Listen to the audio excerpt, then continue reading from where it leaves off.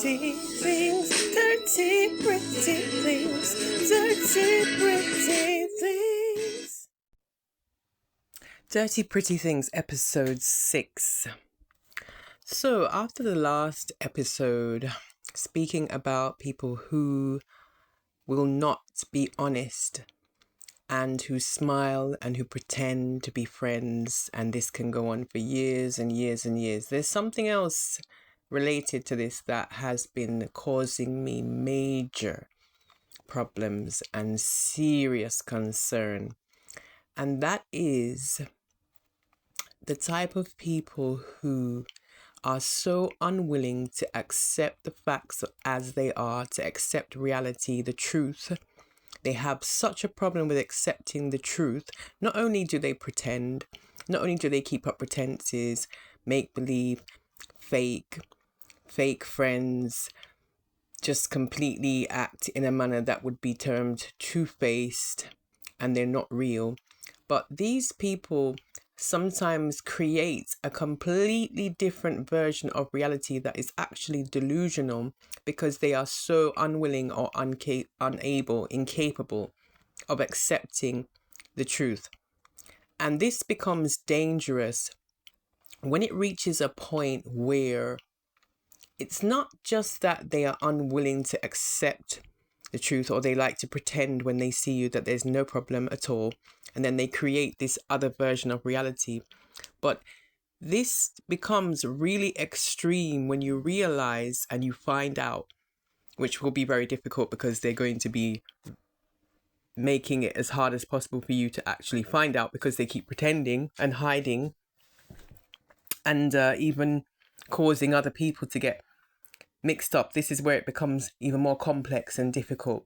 When other people around them, they need those people to affirm this altered reality by agreeing with them, by getting into the conspiracy with them and supporting this delusional idea, supporting this altered state that they have created, by agreeing with them and reinforcing these ideas, reinforcing the lies, corroborating their stories.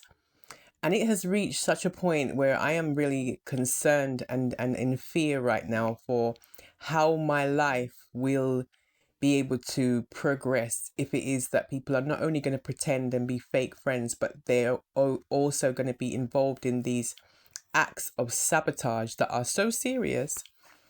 It's not just about pretending and creating a false sense of reality just for fun.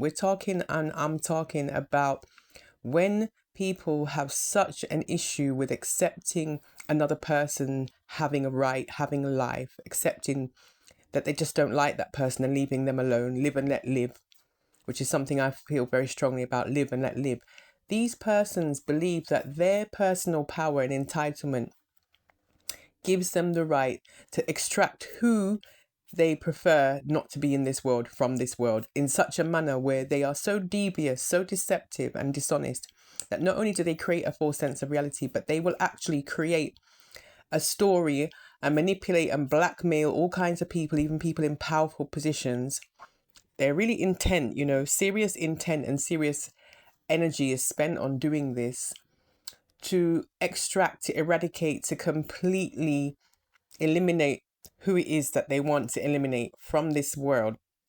So this means that these people will go as far as creating false evidence, making false declarations, having people support their stories, paying people to be witness, bribing people, blackmailing, manipulating people to be witness to an instance that hasn't occurred. So they will go as far as telling stories about you that will completely destroy your reputation and your life until you're unable to move forward with getting a job or moving forward in terms of so many ways, because everything and most things when it comes to work, employment, business, you require a reference, you require somebody to support your application, you require someone to be willing to write a letter recommending, a recommendation letter. All of these things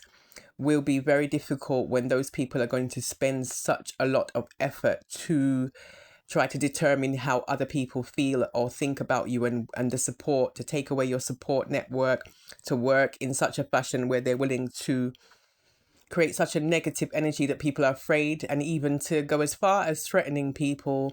And either the carrot or the stick, they either threaten people with punishment, or they will bribe them by offering them reward in return for not supporting you. These people are that sick and unable to accept the truth that they will go as far as making a statement that you are not alive, that you have died, because they are not willing to accept you being alive and having any rights. There are people like that in this world that would be willing to go and make false statements and to create false evidence, and to go as far as making creating fraudulent paperwork to support their ideas.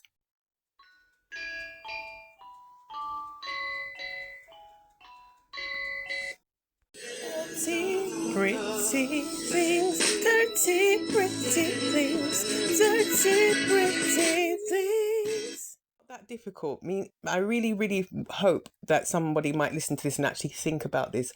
If somebody can create a fraudulent birth or death certificate in order to commit an act of fraud for monetary reasons, if somebody is spiteful enough and doesn't like you enough, it's not impossible for them to create false paperwork to support their ideas, which are destroying another person's life, terminating their existence, because they're unable and unwilling to accept that this person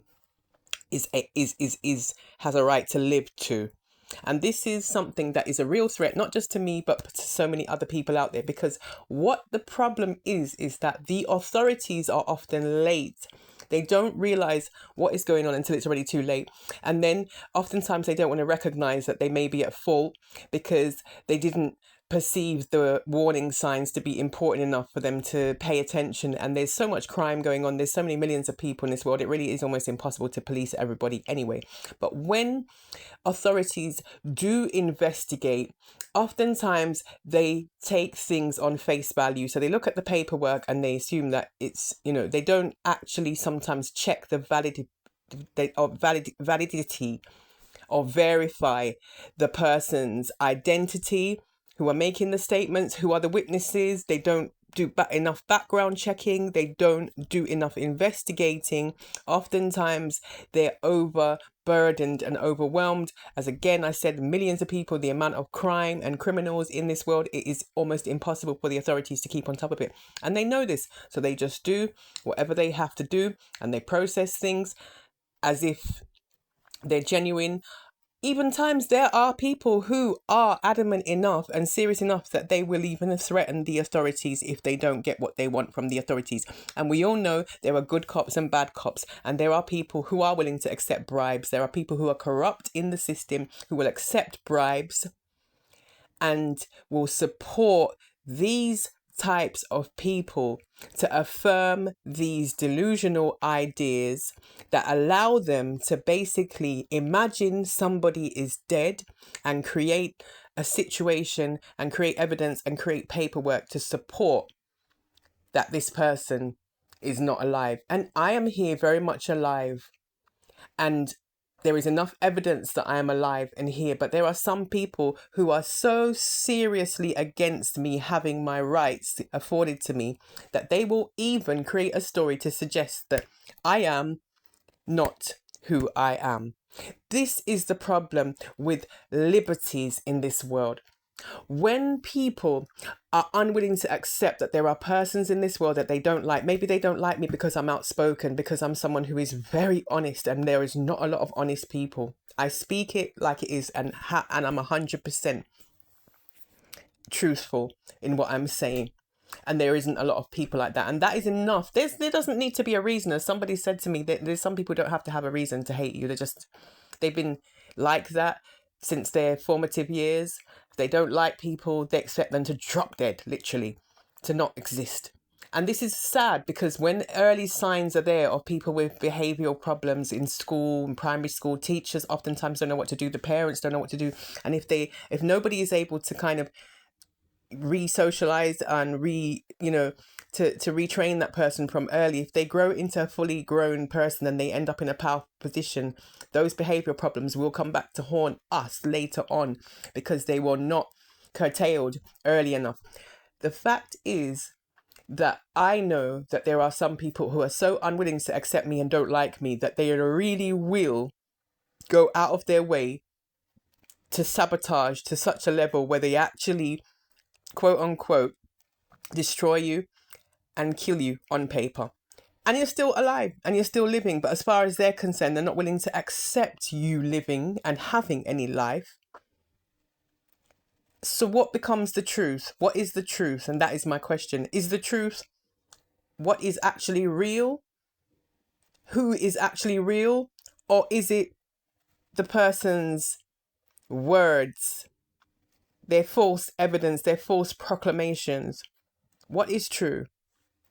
Are people willing to accept the truth? Who is going to deal with things like that when it reaches a point where there are people in this world who believe so much that in their own power, they believe so much in their own getting their own way, they're so arrogant and destructive, demanding anything at all, even when it doesn't make sense. When there are people like that, and too many of them in this world, who feel like they can just destroy someone because they want to, they don't have to have any reason at all, because they know how to illegally create fraudulent paperwork and make fraudulent claims, and they know how to manipulate people in positions of power because they know how to use corruption to their advantage. What happens in this world when there are people like that who are in conflict with the truth, who are unwilling to accept that there is all of this evidence, but they will completely sabotage any investigation taking place to prove the facts because they are only solely, totally focused on just getting their way, what they want, at any cost. This is a serious podcast. This is Miss May on the Dirty Pretty Things. And as I said, the Dirty Pretty Things is talking about those things that most people bite their lip and don't want to say because it's too ugly. The ugly truth.